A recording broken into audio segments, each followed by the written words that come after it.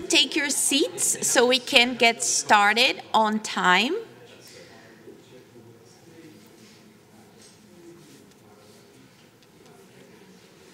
Thank you so much for being here. Big shout out to the whole NowRDC staff for organizing this fantastic symposium. This is the start of our session on technology to improve ocean area coexistence. This session is going to go from 2:15 to about 3:30. And we are going to have first presentations, and we're going to be following presentations with a panel discussion. My name is Julia Dombrowski. I am the Innovation Associate at NowRDC, and I'm going to be presenting this session with my amazing panelists who are here, and I'm going to let them introduce themselves.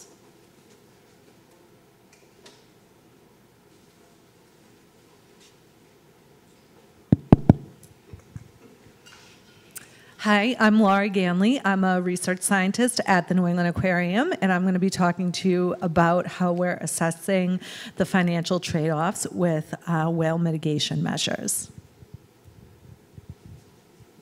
Hello, everyone. I'm Emily Shamshini. I lead the Regional Wildlife Science Collaborative on offshore wind. Innovation Associate is a very cool title. I'm a little jealous. Thank you. I'm Brian Hernecki. I'm the Chief Technology Officer for a company called Saildrone, and we're going to be talking about how we use our uncrewed sea vehicle drone platform for managing ocean coexistence and marine mammal interactions. Thank you, panelists. So during the Q&A, just a heads up, we can interact with our audience and also our online speakers using this QR code. So you can just scan it and submit your questions. And I'm briefly gonna just say a couple of things about NowRDC's role in this really fantastic and really important subtopic of the offshore wind industry, which is ocean coexistence. So if we're here, it's because we know that when we are developing offshore wind, we are harvesting resources from a habitat that is actually a shared habitat. So not only offshore wind is going to be harvesting resources, but there are other what we call ocean users that are also exploring those resources as an habitat or really as a source of energy or a source of living. We have, for instance, fisheries, but we also have species that have been in the oceanic environment for much, much longer than we have been, and they're fully adapted to the environment. They're going to be all benefited by offshore wind development, but we have to consider this share space as offshore wind develops. And when I say coexistence, that's precisely what I mean. The consideration of the impacts of offshore development in other beings that are exploring the ocean. For NowRDC, offshore wind is really an opportunity to develop, advance, and commercialize some technology that is actually being put in place so that this coexistence can actually happen. And for us, in order to do that, what we do is we do a myriad of things, but basically I summed up this in 3 topics. So we provide to our members some technical advice and technical expertise. Some of the NowRDC staff have a really strong background on ecology and coexistence and are ready to inform our members about it. We do collaborate with regional science knowledge initiatives, for instance, RWSC, from whom you're going to be hearing today, and we also fund some R&D projects. A lot of those you're going to hear about in here today as well. So just to give you a brief overview, about 11% of all NowRDC funded projects to date had to do with some environmental and what was used to be called conflicting use. Now we're being a little bit more positive and calling it coexistence. And for those 11%, which is about 6 projects to date, 4 of them are precisely focused on the coexistence topic.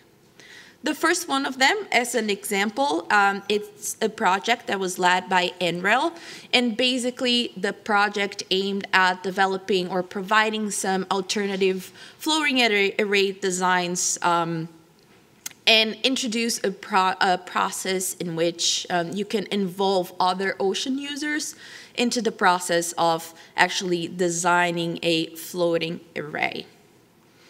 We also had another project that was very recently closed by Advisian, who's now Worley, if I'm not mistaken, in which the goal was really to identify gaps in the technology to monitor birds, bats, and marine mammals, and really getting this down into a beautiful report, sort of to guide the development of new technology. And shout out here to Sarah Corbis, who I had a brief discussion about this panel as well. Finally, we have Right Wind. The lead contractor was Cornell Technology, but we have Laura here from the New England Aquarium, who's going to speak to us about her work on doing some fantastic spatial modeling. And we also have Saildrone. Brian's here to talk to us about the fantastic technology of Saildrone.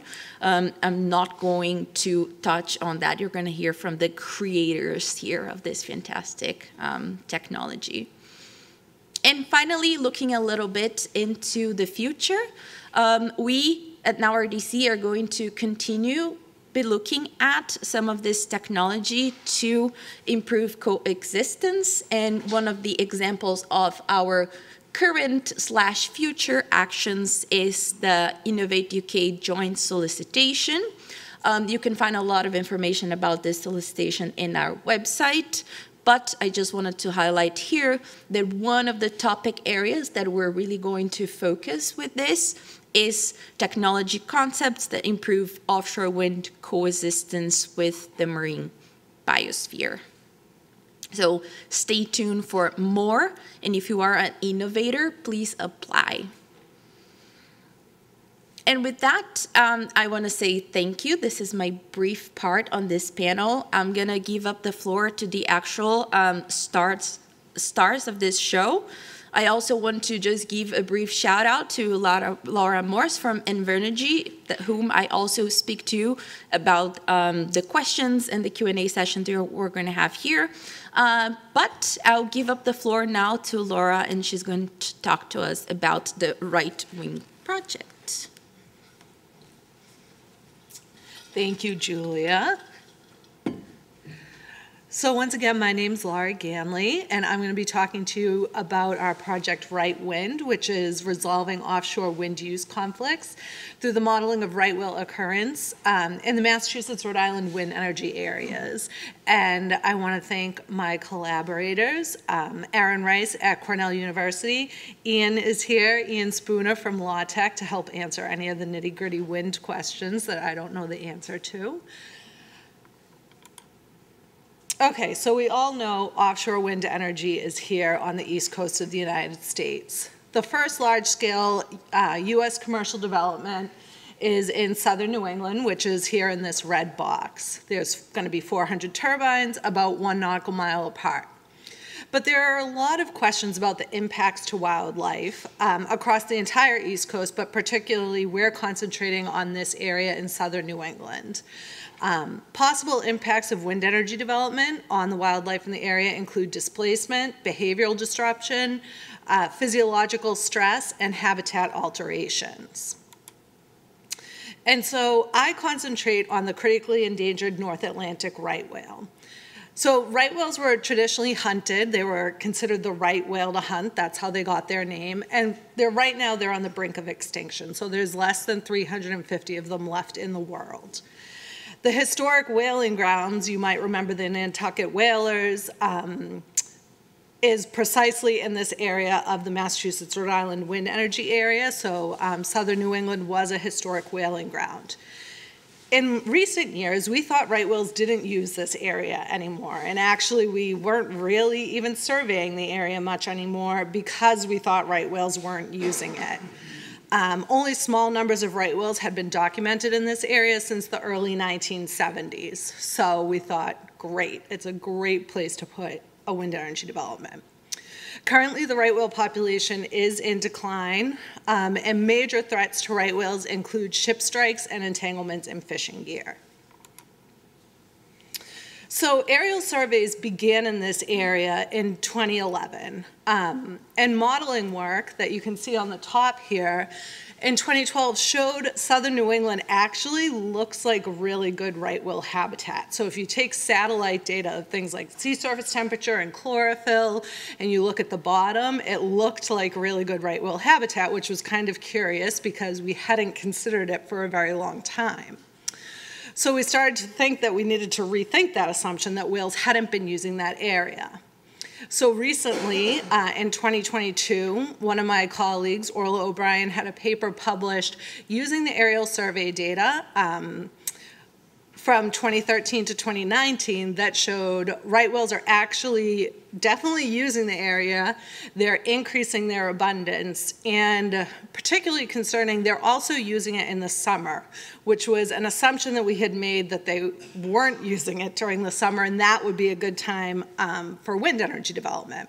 So unfortunately, right whales are using the area, and they're using it in the summer, and they're increasing their use of the area. So the problem with right whales for wind energy developers is that variability in where they show up and when they show up makes planning difficult. So years in advance, when wind energy developers are trying to make their construction schedule, the fact that right whales are changing where they're going all the time, and with climate change, we don't really have a good handle on where we expect them to go in the future and at what times of year we expect them to show up at different places, that makes it really difficult to plan a construction schedule.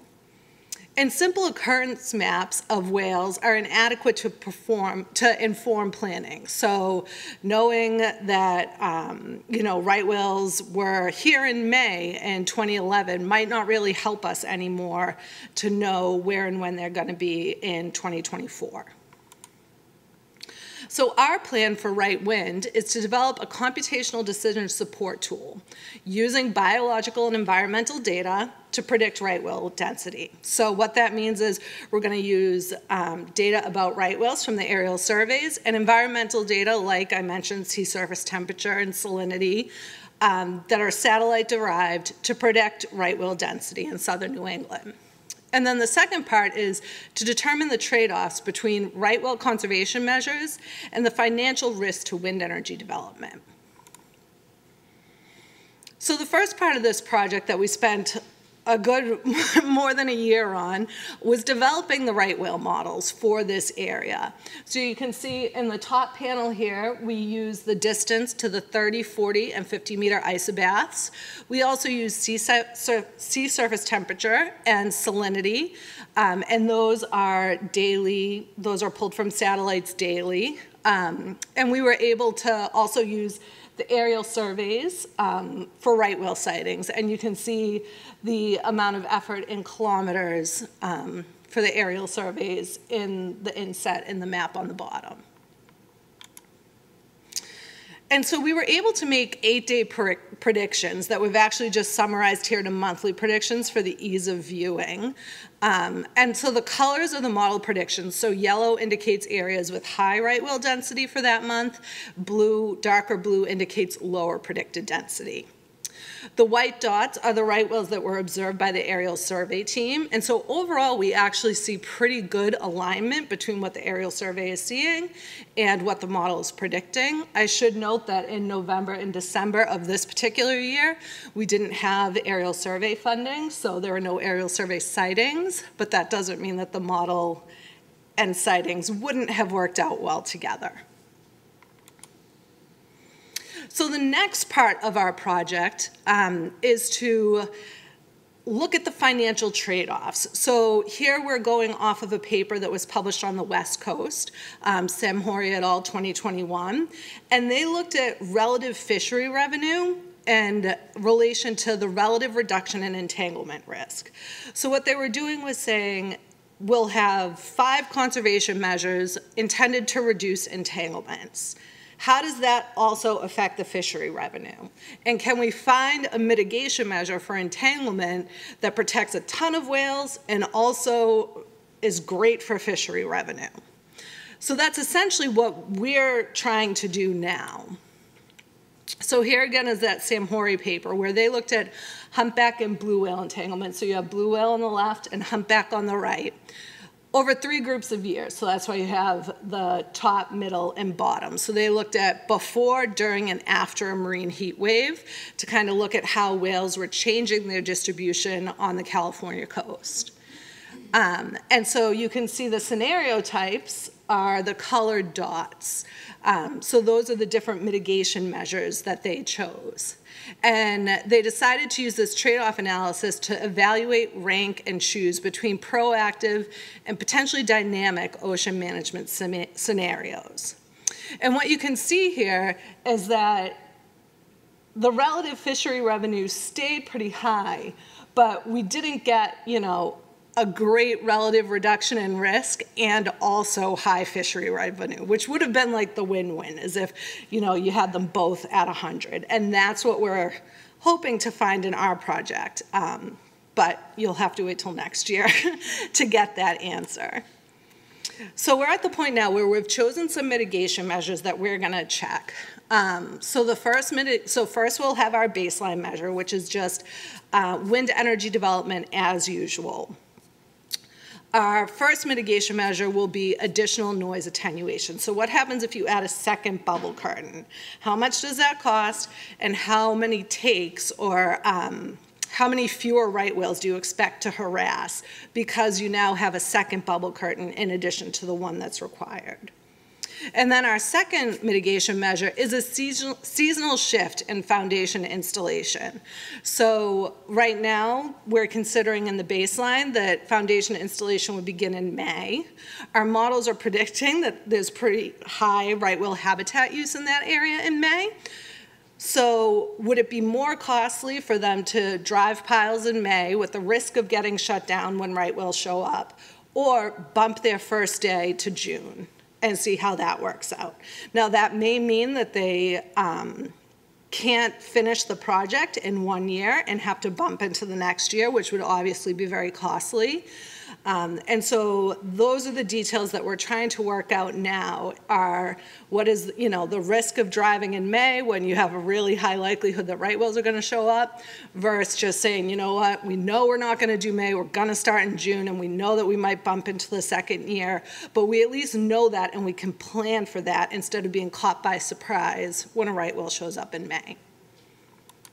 So with that, I would like to thank all of our funders for this project. So now RDC has been funding a lot of the modeling work, but we've also had the aerial surveys funded by Mass CEC, BOEM, NOAA, and GARFO. And we'd like to thank our pilots and planes from Aspen Helicopters, AvWatch, and Assist US. Thank you.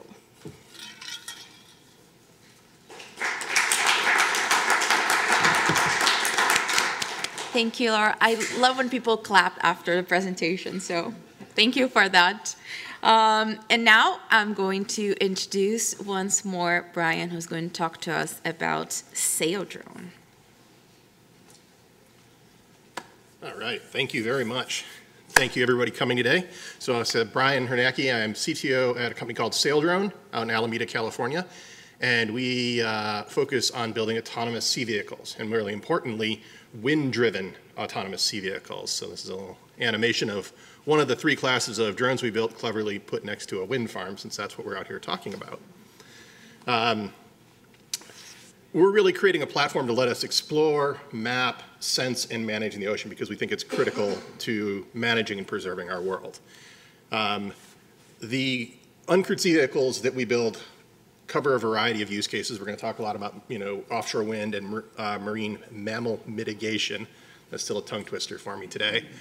But the approach that we've chosen, these autonomous sea vehicles that are wind and solar driven, that are meant to be long endurance, carry large amounts of flexible sensors, we think provide a lot of advantage over traditional solutions. And when we look at doing things like offshore wind management, we can see how those advantages apply to the particular scenario and give us great benefit.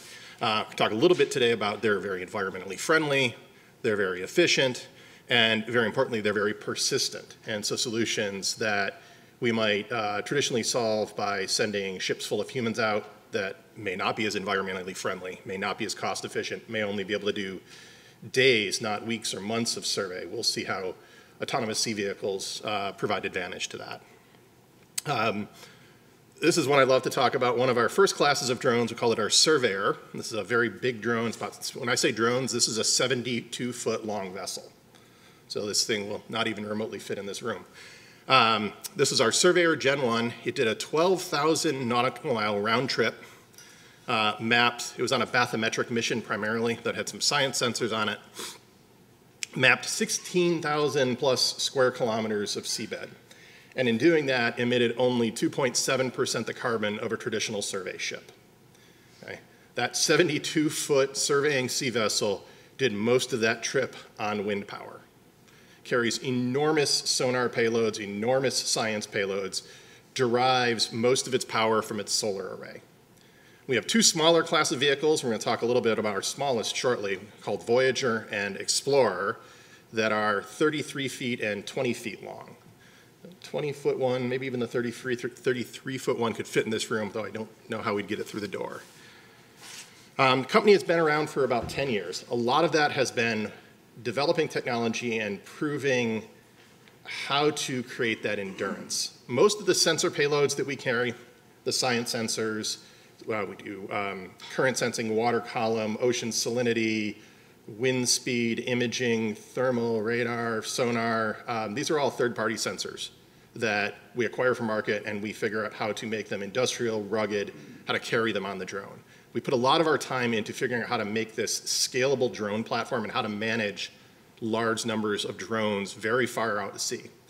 It's a relatively easy thing when you build a little aerial drone that goes out, like a mile or two and comes back to you an hour later. When you send it out 5,000 nautical miles away, it's very far from help. It has to be incredibly durable, incredibly resilient. If things get lost far out at sea, you often have to wait for them to come back to you. You don't go out and get them. It's a very challenging environment. It's taken us 10 years to figure out how to do this well. Now, we've been doing this collaborative project with NowRDC and with our partners RPS to develop a sensor that doesn't really exist in market. And what we've been working on in this project is a passive acoustic sensor. And this is something that's about 3 meters long, and it can attach to either of our Explorer or Voyager class drones and provide passive acoustic sensing. We've designed it for omnidirectional and beamforming. Among the frequency ranges we've chosen for it are some that are very specifically designed for marine mammals, including right whales. It's very low power, very portable. We can pack all of this up in a container, take it anywhere. And importantly, remember, these are wind and solar-driven vehicles, so they can go out on long endurance missions without creating a lot of noise in the environment, without creating acoustic noise. So when you're trying to do passive acoustic sensing, if you've got big ship propellers turning, if you've got a big ship clanking around, that actually creates a lot of background noise for an acoustic sensor. So when you're trying to go out and map phenomena like marine mammals in the area, having a very quiet vehicle, really a highly mobile sensor platform. People today, when they do sensing, they do it with acoustic buoys, right, which are very quiet. Only an acoustic buoy is typically fixed in one position. It doesn't have a really great radius. So depending on the drone class, we can do 2 to 6 knots an hour. And so we can cover considerable amount of area. And again, remember, it's a drone, so it works 24/7.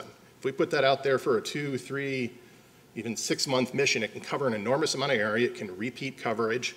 It can create persistent monitoring in area. So you have this really quiet, very environmentally friendly platform that can cover enormous amounts of area for sensing. And as I said, this sensor doesn't exist in market today. There are people who build very big, very sensitive acoustic sensors for things out there, but this class, cost affordable for, remember if we were in the earlier sessions where people were talking about sort of the costs and the margin of the supply chain for wind management, very sensitive to that. So we have to have a cost-effective solution.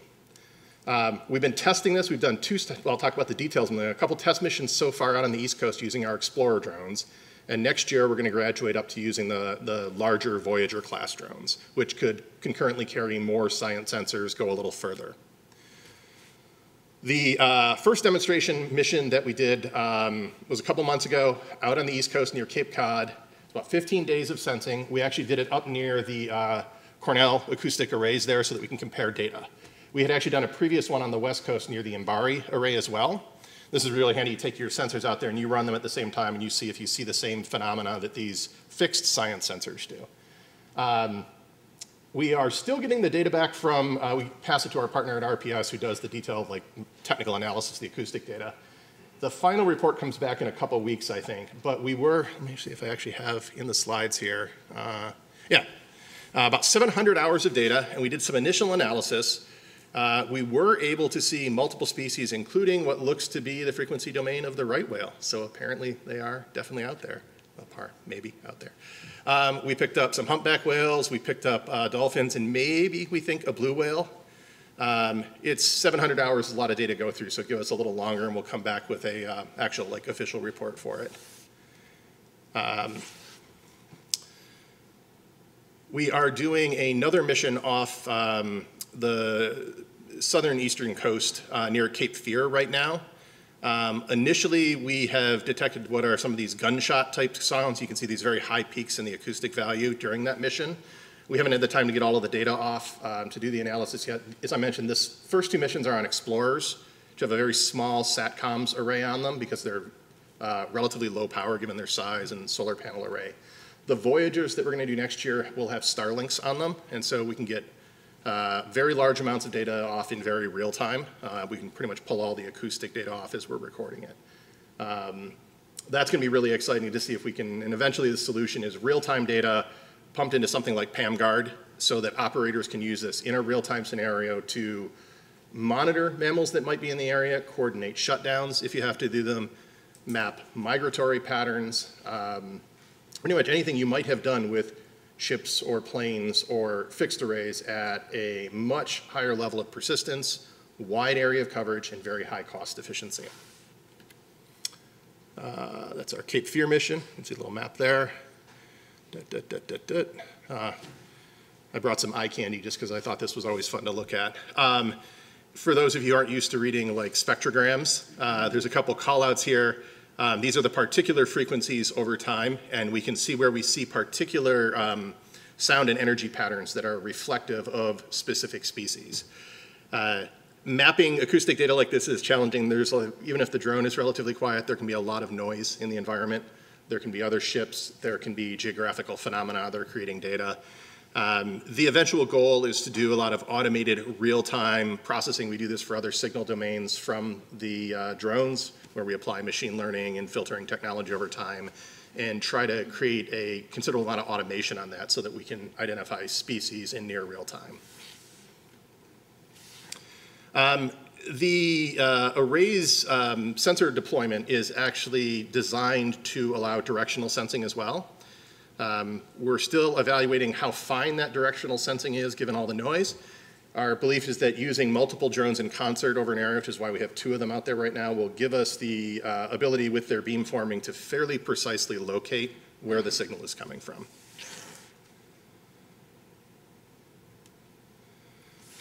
Let's see. I will admit my technical team put this in there, and I am not a deep acoustic expert, so I'll let some of you are look at that. Using the calling index to reflect the likelihood that the data contains marine mammals. As I said, we get a lot of other signal in there. We're still figuring out how to sort the marine mammal signal from other things that we're sensing in the environment. We can use, with multiple drones, this time difference of arrival to start to sense distance and direction that these signals are coming from. And again, this lets us take multiple drones potentially and very accurately map not just the state of the area, but track and follow signal through the area. Finally, just a little plus here because as we talk about this week, offshore wind is, at least in significant parts still a business operation. And so when you get into the operation of businesses, you do care about operational and margins and efficiency. You care about things like insurance and overhead and having not just experimental vehicles, but things that are really commercial class that are certified to operate there, operate with things, sounds a little boring, but like insurance, are really important when you're trying to build a functional business solution. And so this is actually really exciting. We've gotten the first autonomous sea vehicles with American Bureau of Shipping certification. So yay, that was exciting. And that's it. And now I get to hand it over to Emily. Thank you very much.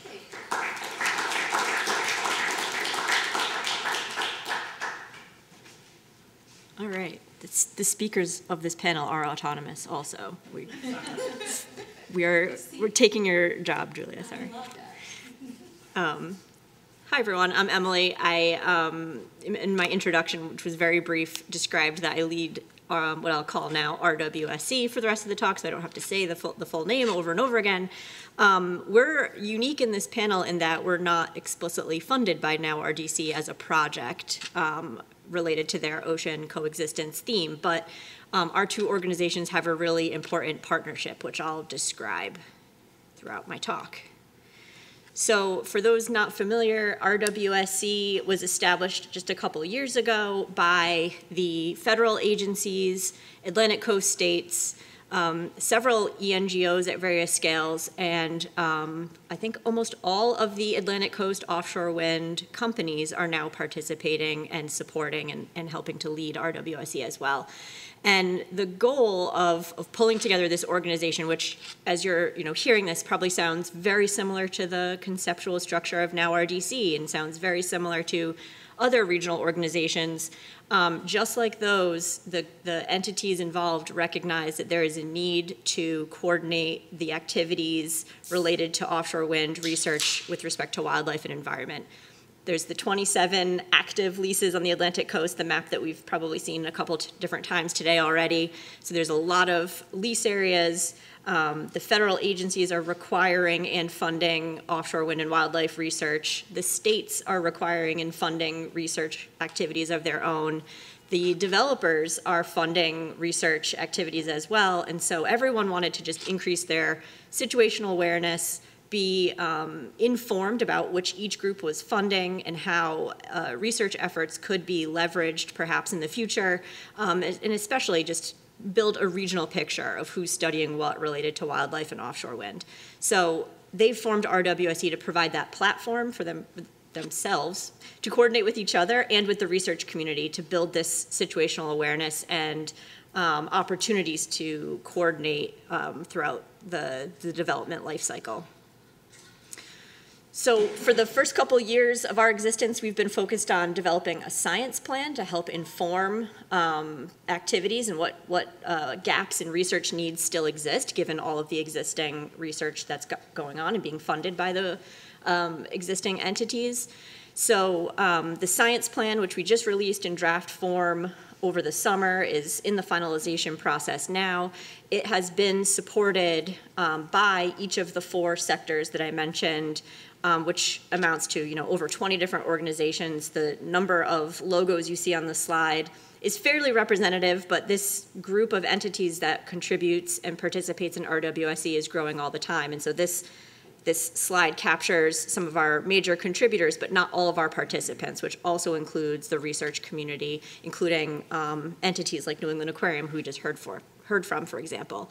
And those entities participate in our expert subcommittees. We have 6 of them that are structured all around the different species groups. We have a marine mammals subcommittee, a sea turtle subcommittee, birds and bats, habitat and ecosystem, protected fish species, and finally a technology subcommittee, which is what I'll focus the rest of the presentation on. But importantly, those subcommittees have met frequently over the past 2 years. They helped really put together the bones of the science plan and identify what the gaps and needs are.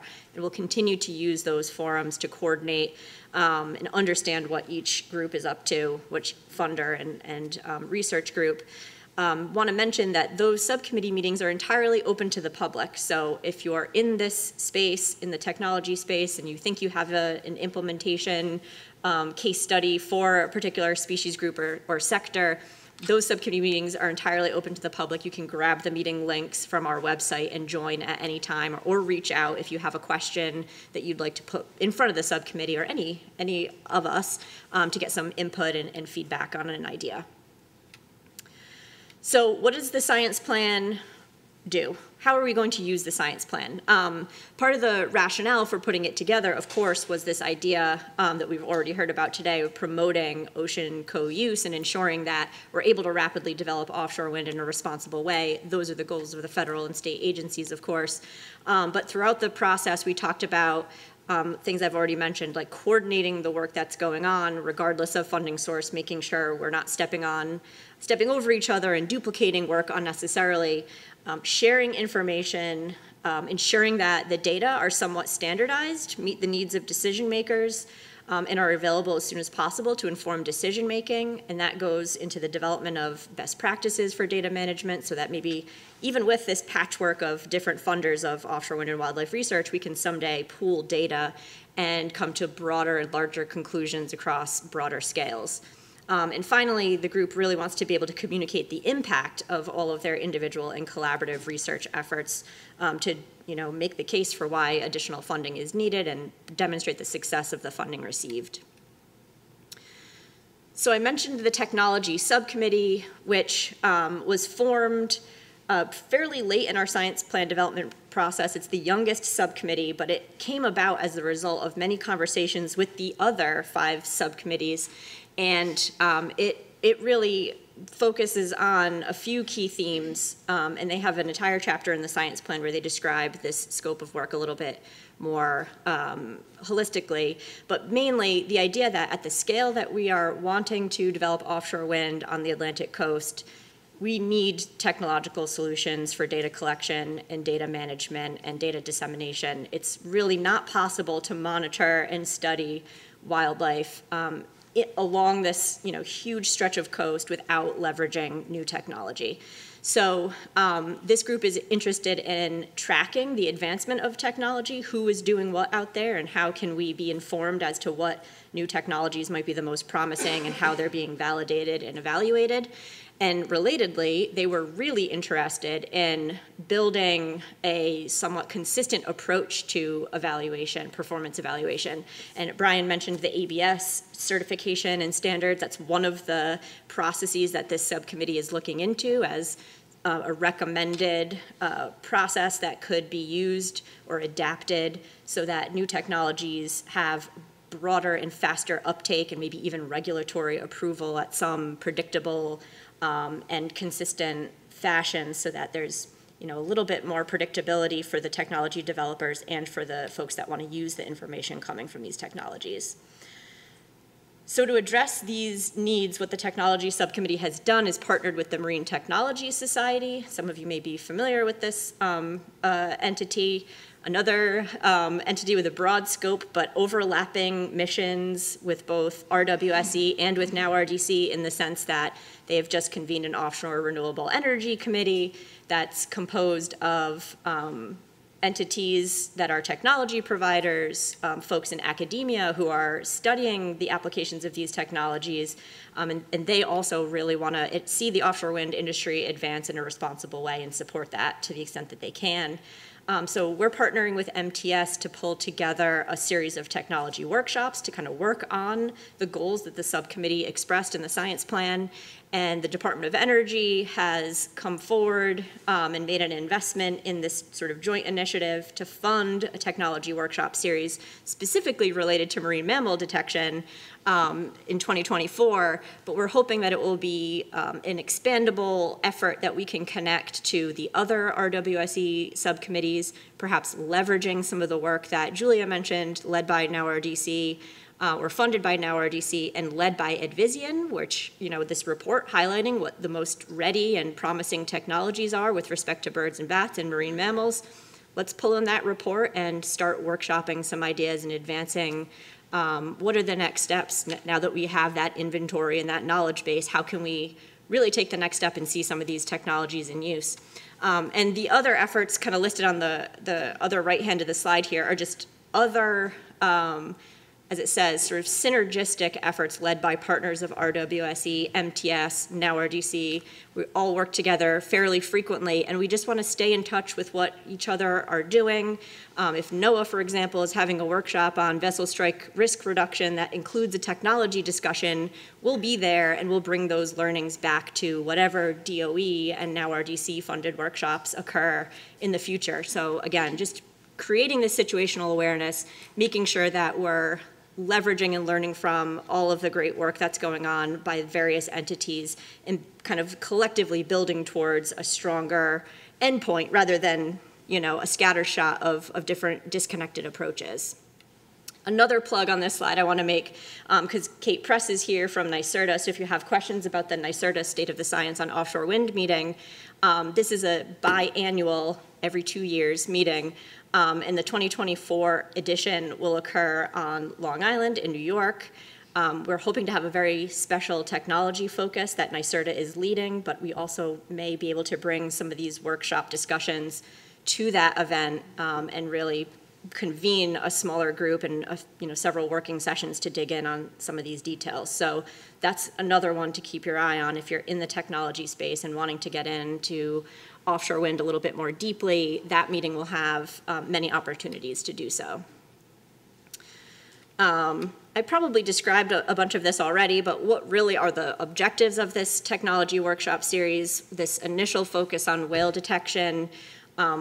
We'll hopefully be convening a 3-part series where we can take a look at what those variables are that maybe have broader applicability to assessing technology more efficiently.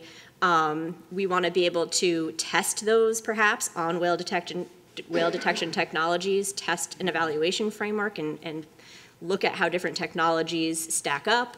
And then kind of look ahead and say, all right, how did those criteria work out? What tweaks do we need to make? Are they broadly applicable to other technologies, for example, relevant to birds and bats, or did we kind of just outline something very specific to whale detection? Because of RWSE's focus, now RDC's focus, and many of our partners on multiple taxa, we want to make sure to keep a big picture open here. Whale detection technology is certainly very relevant right now during the construction phase of offshore wind, but as soon as those turbines start spinning out on Vineyard Wind and South Fork, bird and bat technology, I think, are going to be much more important, or we're going to hear a lot more about that as developers help us learn what those wildlife interactions are like once we have structures built and operating out there. So beyond just this immediate term of looking ahead to plan this workshop series, we're continuing to build this relationship with the Marine Technology Society as a great way to pull in additional experts that maybe didn't have the opportunity to participate in RWSE to date. So growing our network, leveraging different activities and sessions that MTS hosts, which are many. They have a whole journal that they curate called the Marine Technology Society Journal that we will, potentially be able to publish some of these findings in. We at RWSE will continue to use our subcommittee meetings to advance those science plan recommendations and look for overlaps with multiple taxa and technology. Again, leveraging other partner events. And I do want to just emphasize, if you hadn't heard of RWSE before today, go to our site, bookmark it. We update our events page pretty regularly, and we have a monthly email newsletter that gives you a digest of all the upcoming meetings and notes which ones are entirely open for you all to join. We really want to build an inclusive group, cast a wide net, and make sure that everybody has the opportunity to participate, and all of the experts out there we want to bring to the table and learn from all of you and all of your great work. So I think that's it. Thank you.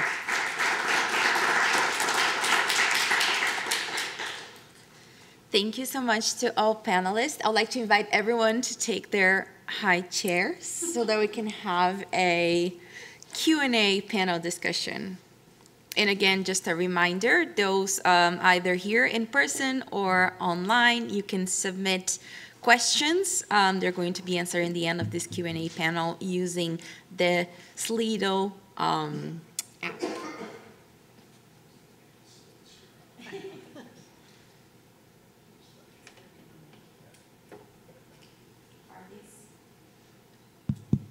Now it is a bioacoustician that cannot manage a microphone. It's not a good sign. I guess, first of all, I would like to thank you all for, once more for being here and for answering some of the questions. And I think I would love to kind of kick off this discussion by, asking each one of you, and we can go from, from Brian to Emily and Laura first, what offshore wind has to offer to this technology to improve coexistence, and what are some promising, fascinating trends that we are seeing out there?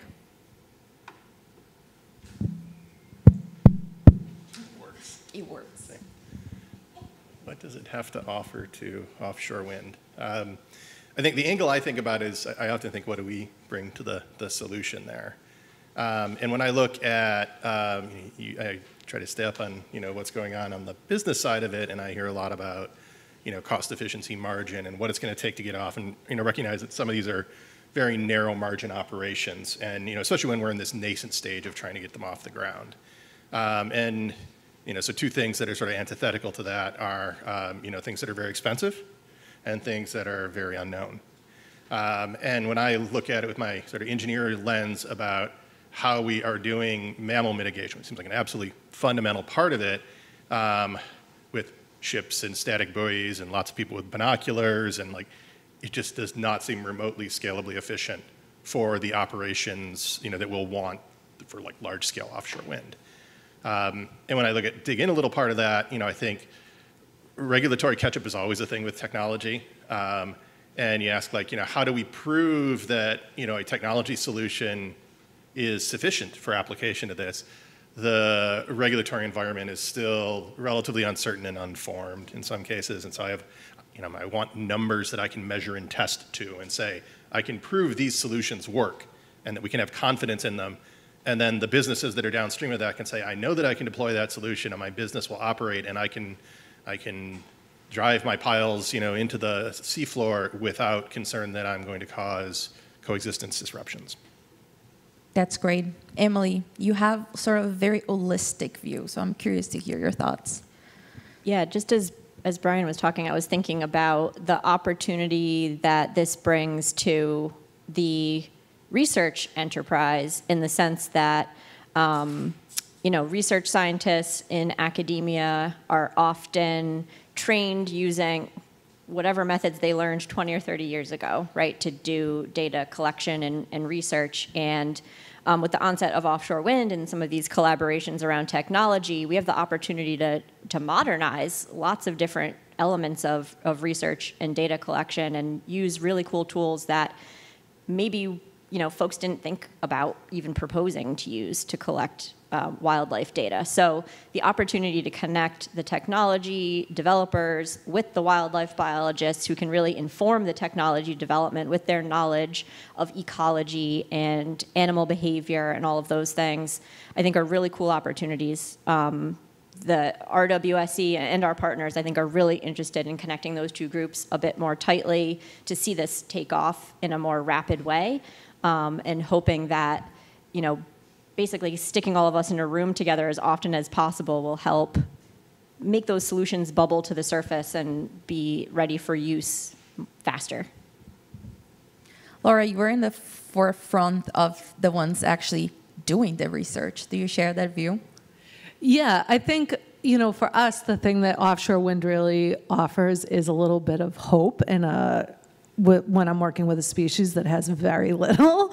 We're already seeing from climate change large-scale distribution shifts, reductions in prey, and as a result, reductions in health and calving. That's all kind of compounding on the issue of the critically endangered species.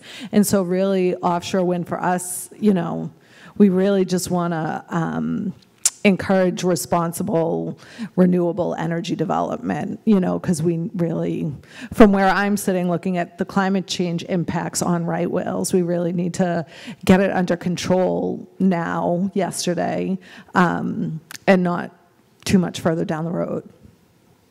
Fantastic. I would like to bring all this to one point that Brian mentioned a little bit earlier, which is sort of us on this wildlife side actually making a business case.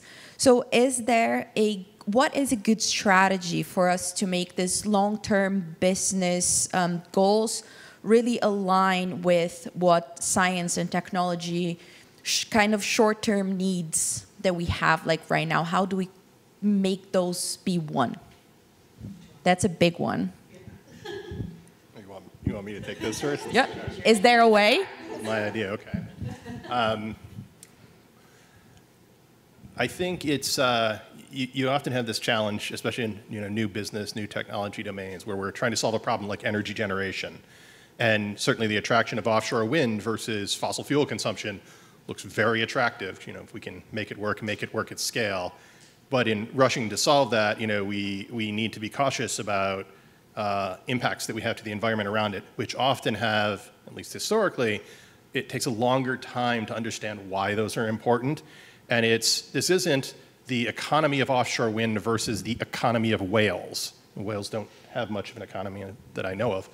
But we do understand, hopefully we've gotten smart enough as a species to understand that the biome, the Earth is so interconnected that we have to be very, very thoughtful about the impact we have on environments. And honestly, the ocean is a massively interconnected species web, and perturbing it could have very significant knock-on effects downstream. But it's hard to find that economic advocate for it, and so this is one where I don't know that you can just play economics balance against each other, because it's hard to quantify one side of it. But we all have to believe that it's important to preserve that environment, and the science certainly helps drive that belief in people. And I think that's where the hop, skip, and the jump is to regulatory based on science as the counterbalance effect to the economic driver. Great. Thank you. I think you nailed it when you said that the scale of economic impacts is maybe disjointed. Like the scale of economic impacts from offshore wind are fairly immediate versus much longer term if we perturb the ecosystem and something bad happens. This is the same reason probably why getting support for climate change policy is difficult, because the impacts are so far in the future, they're difficult to imagine. And so, if you want to make a much shorter term argument for wildlife considerations in offshore wind, I guess it could be that, if there are any impacts from a development, it doesn't look great, right, to be trying to promote a new energy source that has all of these unfortunate environmental impacts. We're trying to improve the environment with clean energy. Let's do as little harm as possible to that ecosystem while we're doing it. And so avoiding any sort of negative impacts is, of course, beneficial. So the more we know about what those might be, we can sort of get ahead of them, understand them, and potentially avoid them in the near term. It doesn't have to be, like the longer term. What is the implication of right whales going extinct? We don't know. It could just be, what's the implication of displacing some whales that it should be, and I think is in our society, undesirable, and collecting this data just helps us understand the likelihood of that and helps us avoid it. So I think for our project with Right Wind, we're trying to look at that near-term scale. So we're trying to show the developers that it could cost you more money if you don't worry about this now. If you wait until you're already out there and driving the piles, the cost of a shutdown because a whale shows up unexpectedly is going to cost you a lot more money than if you just put a little bit more money into now doing some of this modeling or monitoring and things like that. So really it's, using the money now to do the monitoring so that you don't get surprises down the road when you've already contracted the ship and all the, the people and everything's there and ready to go. That's when it gets really costly for them. So trying to impart on them now that you can, you can do a lot with a little bit of money for us saves you a lot of money down the line, potentially. That's great. Thank you so much. And what I'm hearing is something that I heard a little bit before, which is about like predictability. It's important for us to create some sort of predictability in this sense. Thank you.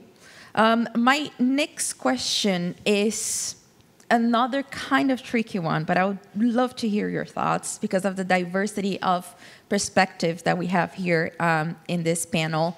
We talked a little bit about economical impacts, and when we're talking about innovation, we know that sometimes innovation can be expensive, but is innovation in this area for developers, for instance, is it attractive, and how can we communicate to developers and to tier 1 suppliers that are looking at innovation technology to improve coexistence that it is worth it? I'm going to start just because I also remembered I wanted to say something about the RFP that now RDC has open potentially on this topic. I think that related to Laura's case and what we were just talking about, showing that the innovation is worth it, it allows us to get to these scale questions. We're not able to collect data in using traditional methods at the scale that we really need to understand this problem. So I think it totally makes sense from a developer's perspective to invest in the technology especially if, as many of the companies do, want to apply this, their business model all across the United States as offshore wind grows as an industry. So they'll be able to reuse what they fund in terms of innovation many, many times. What I wanted to remember to say was, for the first time in the RFP that now RDC just put out, relative to that coexistence theme, now RDC has encouraged proposers to work with or contact RWSC and its experts to learn more about the potential connections with the expert groups that now RWSC is convening to help inform their proposals and their projects, make sure that you're aware of the available data and what other projects are ongoing in that study area, and in that way maybe make some connections so that the investment is optimized according to exactly what the community thinks is needed and what's already going on. So I kind of stole that. No, that's fantastic. That opportunity, sorry, but thank you for that. Thank you for that. Brian, you are the one here in the commercialization side of innovation. What is your take on? How do we convince others that this is important? I'd hope we don't have to convince people too much that energy is really important, and that offshore wind power in general, is one of the good answers that we have right now to that. I'd like to think that most really smart people have already come to that conclusion. So we're just figuring out, how do we get it done? How do we get it done efficiently, cost effectively? And you're right, innovation is expensive. I think in early stages, you need mechanisms like government-funded research, like what DOE has been doing, before you see the front edge of the commercialization opportunity. And then we transition, and we've seen this again and again with technologies, to commercial opportunity, like what Laura was describing, where they're offsetting risk, they're offsetting cost of do a little monitoring now to save yourself a more expensive shutdown later. If you sat through the earlier panels, they were talking about things like innovations in welding technologies and machining technologies to build these massive scale systems. These are commercial opportunities at this point. And I think we've done a lot of the good work. We need to keep doing it because there's always a leading edge in sort of lighting that fire with funded research. And a lot of people here are participating in that end of the ecosystem. But I can tell you from where I sit, it is already apparent that there are significant, maybe slightly nascent commercial opportunities, and that gets people really excited. People put like venture investment money into companies to build technologies for these markets because they see that opportunity. And the global market of energy is enormous. I'm not an economist, but billions or trillions of dollars kinds of things. There's a lot of business there, so people are going to want to go after it. And now it's just a matter of doing that engineering work, doing that innovating work, which I think is exciting. It is extremely exciting. Yeah, so just something that, going off of something that Emily said, we're looking at, my project is looking at the Massachusetts, Rhode Island wind energy area, but there's going to be, wind energy areas springing up everywhere.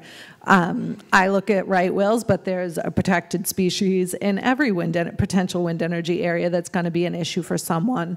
The project that we're doing, there's no reason that it can't be applied to any other wind energy area. You need the data ahead of time. You need to have had monitoring data from before construction begins to really, be able to understand what's going on in your ecosystem and what those costs, what those trade-offs potentially could be for the developers. So yeah, I think it's just, yes, innovation is expensive, but you're going to need that answer eventually. If there are 17 wind energy areas, why not try to start to figure it out in the first 5 before, instead of waiting until you get to number, 14 or 15. So I'm hearing something that is kind of an answer for a question that I was going to pose next, which is, what are ways that we can streamline the evaluation process of new technologies so that they're really understandable to people who are adopting this technology? So what I'm hearing is a little bit of, thinking ahead and creating this baseline data. Am I going in the correct direction, Laura? Yeah, the two things that I would really drive home, standardization with the data can be a huge problem. You'd think that it can be pretty self-explanatory just to put in a latitude and a longitude for where you saw a whale.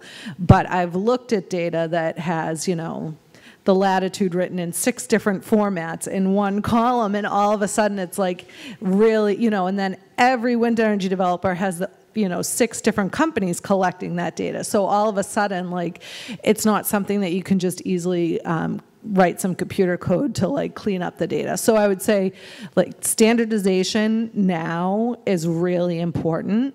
I would also say making it publicly available is really important. Now, I work for a nonprofit, so I don't, I feel like I'm going to get things thrown at me, but you need people to use the data to find the problems with the data and make it better as we go along. So if the data aren't publicly available, if I can't use it and give the feedback to say, oh, these latitudes and longitudes are useless the way that they're written right now, then no one's going to know that we need to fix that the next time a boat goes out with PSOs on it or something like that.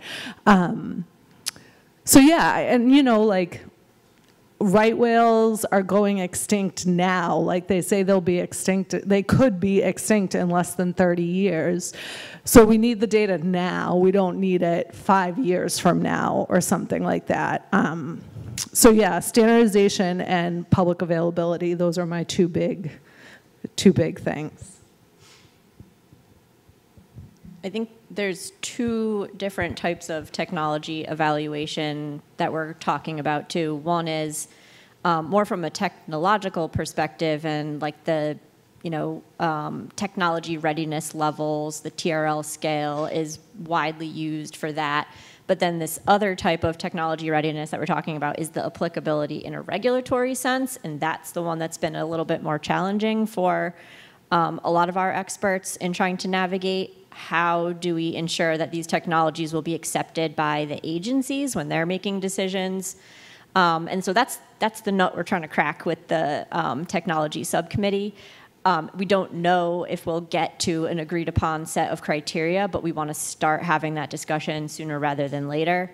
Certainly data standardization is part of that, and we also are bringing in folks that recognize that not all data can be shared immediately, but there are ways that we can build in agreements so that data can be used by certain parties to help advance the work, but not be made widely and publicly available such that it compromises someone's confidential business information or proprietary information. So we're trying to bring all these experts together because I think we have all of the tools in the box to solve the problem. We just haven't pulled them all together in the right way yet, but we're getting there. And it's an exciting frontier, I think, is to start talking about how we do this now so that, as Laura said, when we're on project 14, 15, 16, maybe we've got some stuff figured out and we don't have to keep reinventing the wheel every time we have a new focal study area or focal problem.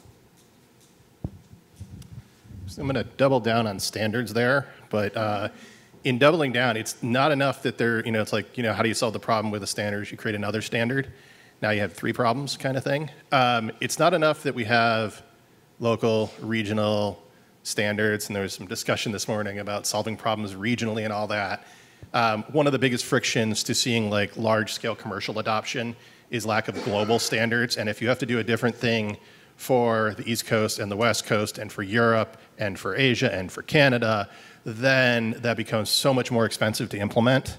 And it's really hard to get that kind of flywheel turning global. And we've seen it. You can go to telecommunication standards, internet standards. You can go to a ton of these and see that. The things that moved fast, that exploded, were the ones that maybe grew out of the science and research community, and we sort of all agreed on the standard before it got to the regulatory and policy level and the politics.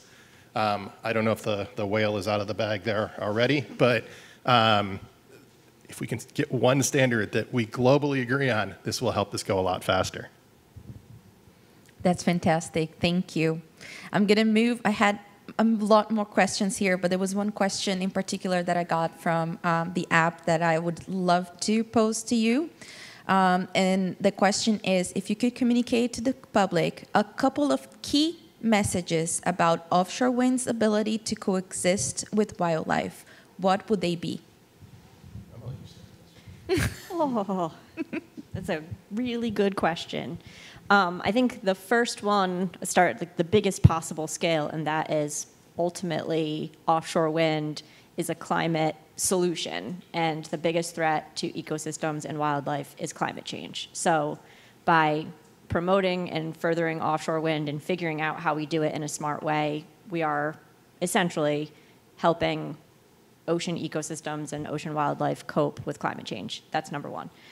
Number two, we don't talk enough probably, and I'm not an advocate for any particular thing, that's not really my role, but one thing we are just starting to scratch the surface on, and it's because there's not much constructed yet in US waters, is that we haven't studied the benefits of these structures to wildlife in their static existing state. They form habitat.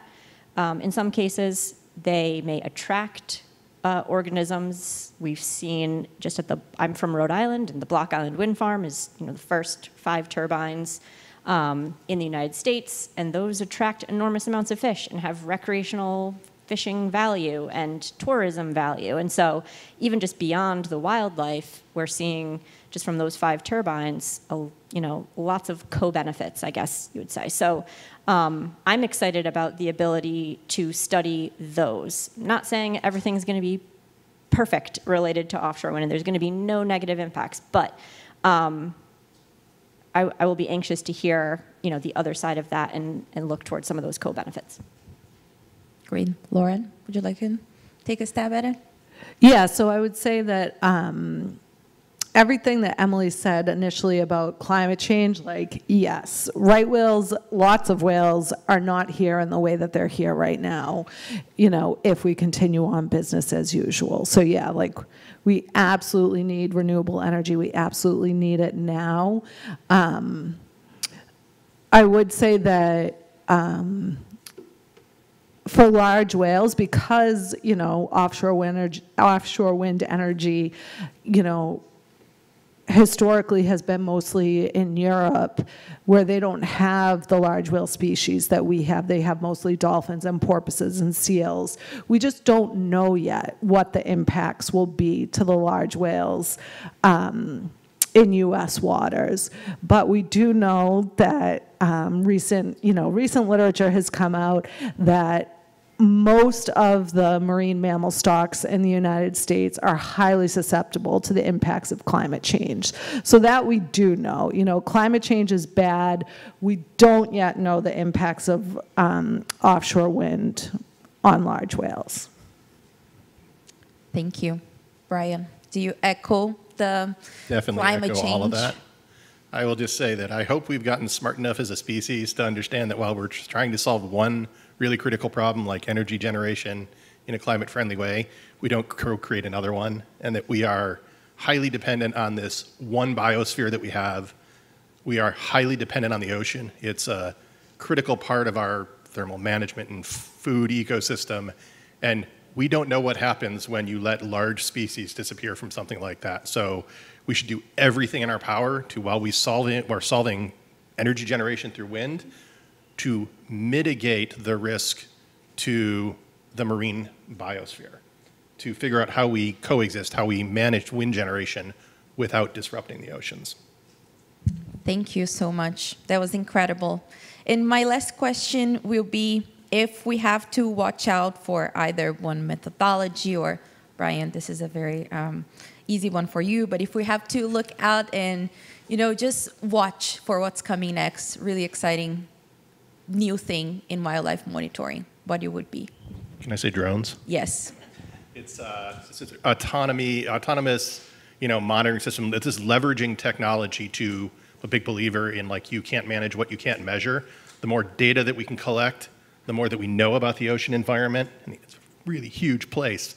I think, technology gives us a great lever in things like autonomous systems and satellites and sensors.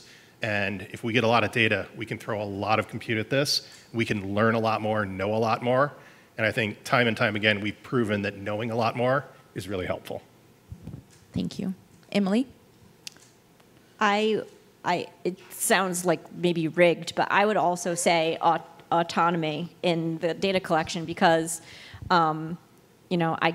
I was trained in, traditional geologic oceanography. We go out on research cruises for 30 days and you collect a bunch of data, but it's a crew of 60 people on a boat. And you noted the carbon emissions savings of using autonomous vehicles. I think that using autonomous solutions for data collection allows more people to participate.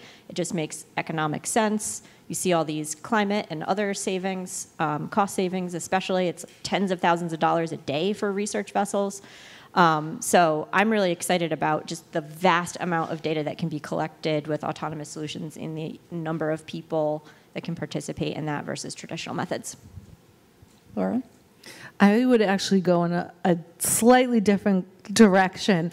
I'm really excited about quantitative modeling and the fact that we have more computing power now to be able to combine lots of autonomous data streams, or just lots of different data streams. There's a lot of different new point process modeling structures out there that can combine opportunistic data with presence absence data and systematically collected data to really get a better idea of where and when the animals are using the habitat. So yeah, a lot of ecologists traditionally don't get a ton of education in that. And so now ecologists are starting to get more and more education in that. So I think that's really exciting. And that you can do all this stuff on your computer. You don't need a huge room of computers to kind of get some of these answers. That's fantastic. And I have to say that I am really looking forward to multimodal technology. So things that can be combined and maybe in an autonomous platform and can be kind of boosted with some modeling and some of the AI and machine learning technology. I'm really looking forward to it. So I want to thank you, our panelists. I do want to let you know that this is a perfect segue. Thank everyone. There is a panel at 3:45 here that is going to be mediated by Kate Press on autonomous technologies. So we obviously invite you to come. But with that, I will close this wonderful session. Thank you so much, Brian, Emily, Laura. This has been incredible. Thank you for watching.